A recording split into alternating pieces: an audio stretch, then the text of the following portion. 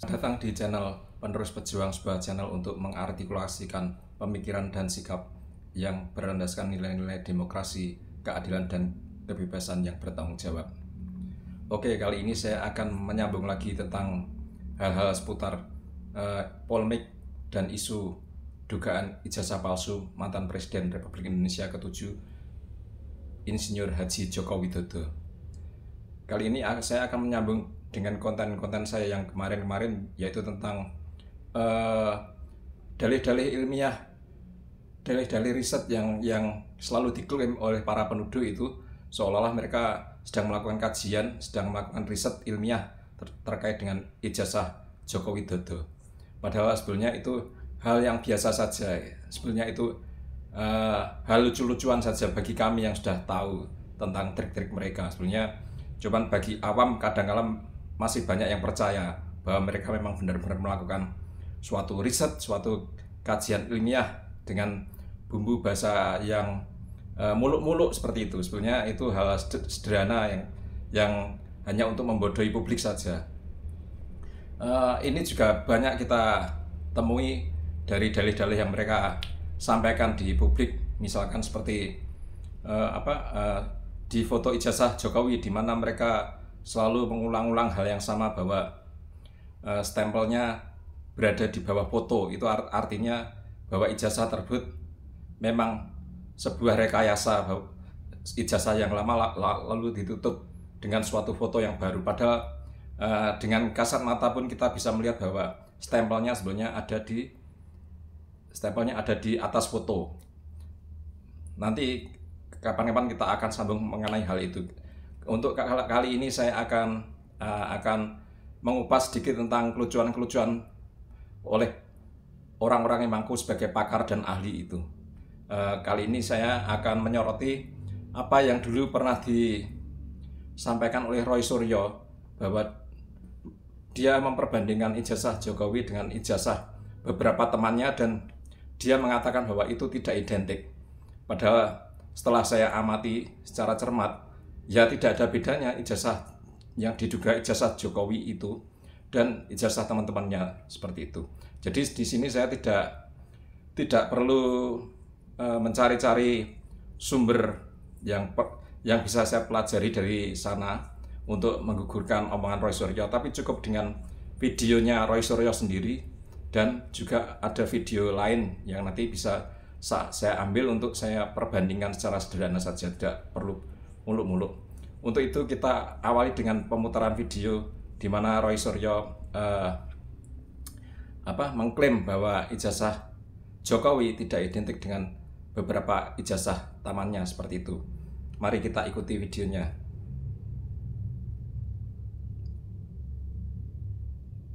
Ijazahnya Joko Widodo 1120. Saya tadi langsung tembak kepada Pak Dirtimidu, Pak Juandani. Karena Bapak menampilkan ini, yang saya tampilkan ini bukan lagi punyanya PSI. Karena ini yang ditampilkan di Barreskrim. Karena ini yang dianggap resmi, meskipun ini fotokopi, ini lipatan. Teman-teman lihat, 1120.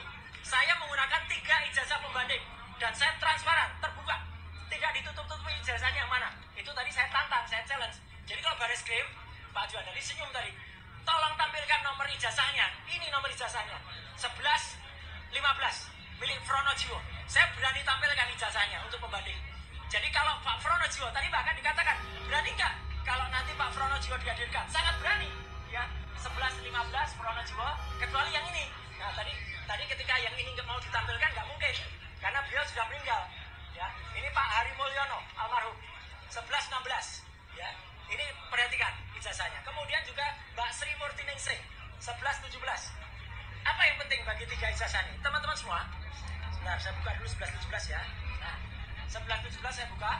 Ini jelas betul, meskipun ini fotonya nggak kelihatan, nggak apa-apa.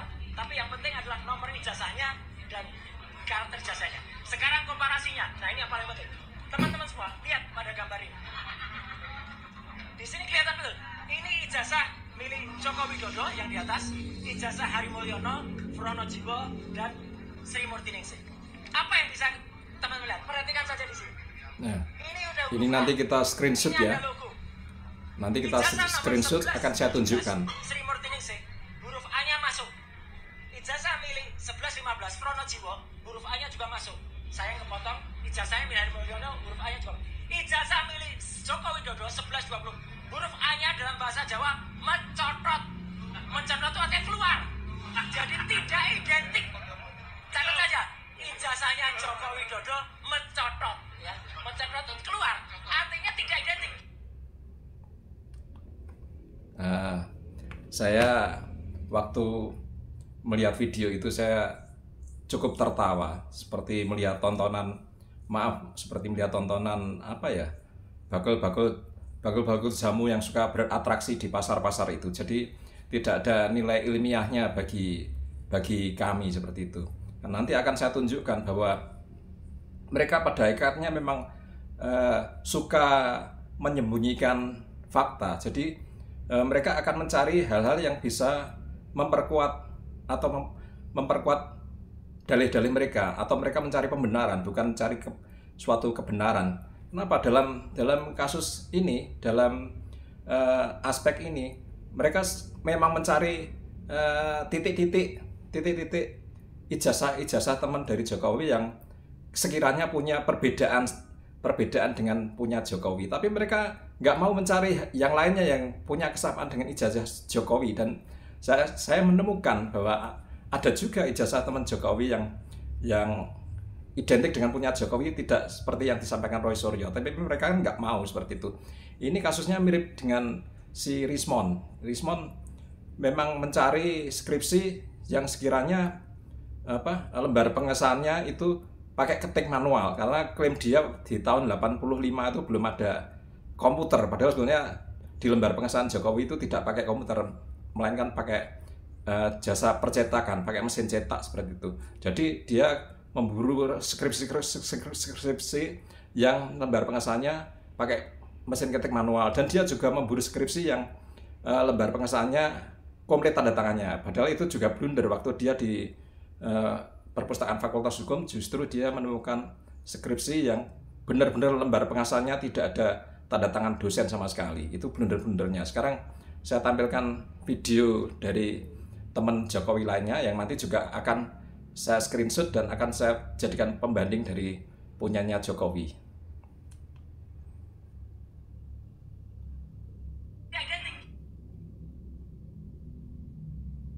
Salah satu rekan seangkatannya, Andi Pramaria. Nah, ini Pak Andi Pramaria, salah satu teman seangkatan Jokowi, seangkatan masuk dan seangkatan wisuda. Nanti ijazahnya yang diperlihatkan di video ini akan saya screenshot, saya bandingkan dengan punya Jokowi. Yang dicetak dengan jenis huruf Times New Roman, seperti yang dipermasalahkan Roy Suryo dan pihak lainnya yang menuding ijazah Jokowi palsu. Ia menjelaskan bahwa sebagai mahasiswa, pada saat itu mereka hanya menerima ijazah tanpa bisa protes mengenai jenis huruf yang digunakan. Nah, ini nanti akan saya screenshot ya. Saya screenshot ijazah milik Pak Andi Pramaria, akan saya screenshot dan akan saya bandingkan dengan milik Jokowi. Karena tadi di video yang pertama tadi Roy mengklaim bahwa ijazah milik Jokowi itu tidak identik dengan punya teman-temannya, yaitu ijazah dengan nomor 1115 punya Pak Pronojiwo dan 1117 milik Ibu Sri Murtiningsih. Memang ada perbedaan, tapi Roy harusnya mencari yang lain yang sekiranya juga ada yang beda dengan dua orang tadi, tapi sama dengan punya Jokowi. Dan saya menemukan di ijazahnya Pak Andi Pramaria seperti itu. Jadi yang ditampilkan Roy tadi sudah saya screenshot, dan yang ditampilkan Pak Andi Pramaria juga sudah saya screenshot, dan sekarang saya tampilkan di sini ya, biar untuk mengedukasi masyarakat bahwa mereka sebetulnya tidak mencari kebenaran tapi mencari pembenaran. Dan itu sebenarnya lucu-lucuan saja sebenarnya. Bagi kami nggak ada yang ilmiah, itu hanya lucu-lucuan seperti penjual jamu di pasar-pasar untuk menarik anak-anak kecil. Bagi kita yang sudah dewasa harusnya kritis dan tidak mudah dikelabui mereka seperti ini. Jadi ini yang di sini ini adalah ijazah milik Joko Widodo. Memang benar di situ dikatakan Roy bahwa huruf A-nya keluar dalam pengertian keluar dari logo UGM. Dikatakan Roy Suryo itu mencotot dengan dalam bahasa Jawa. Sedangkan ijazah milik Ibu Sri Murtiningsih 1117 itu A-nya kena logo, lebih masuk ya. Ini yang punya Jokowi lebih keluar. Dan ini punya Pak Pronojiwo A-nya lebih masuk, artinya lebih kena di logo UGM ini. Punya Jokowi memang sendiri ya, kelihatan agak mencuat sendiri ya huruf A-nya, yang dikatakan Roy Suryo mencotot. Nah, ini punya Pak Andi Pramaria, sudah saya screenshot, dan ternyata apa? Punya Pak Andi Pramaria pun A-nya ikutan keluar dari logo UGM ini. Jadi punya Pak Andi Pramaria itu identik dengan punya Jokowi. Punya Jokowi identik dengan punya Pak Andi Pramaria.